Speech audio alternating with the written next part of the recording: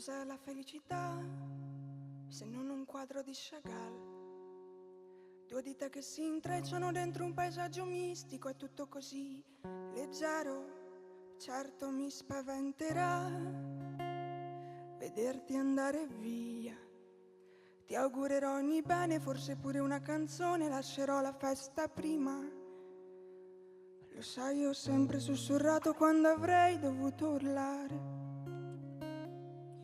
mischiando i sogni con i pianti prima che arrivasse il sole. C'era una bimba, voleva volare per atterrare le anime in cielo, e io non so se è riuscita a capire la differenza tra il falso ed il vero.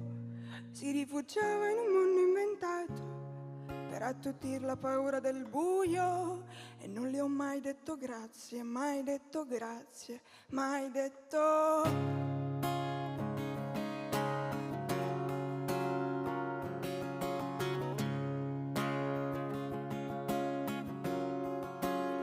Ci parlo con i miei fantasmi la sera prima di dormire, immaginando nuovi intrecci di storie che sono già chiuse.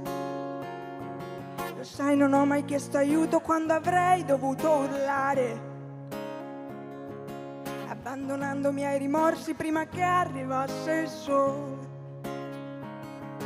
C'era una bimba, voleva volare per afferrare le anime in cielo, e non lo so se è riuscita a capire la differenza tra il falso ed il vero.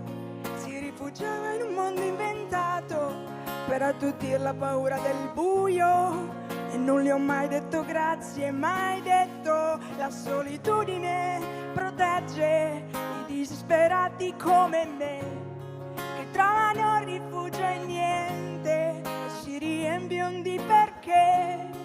La peggior condanna a morte è rivelare i tuoi segreti. Lo sai, non chiederò mai aiuto neanche se fosse la fine. C'era una bimba, voleva volare per atterrare in un posto diverso, e poi non sono riuscita a capire la differenza tra il falso ed il vero. Mi rifugio nei mondi inventati per attutire ciò che mi spaventa, e non ho mai detto grazie, mai detto grazie.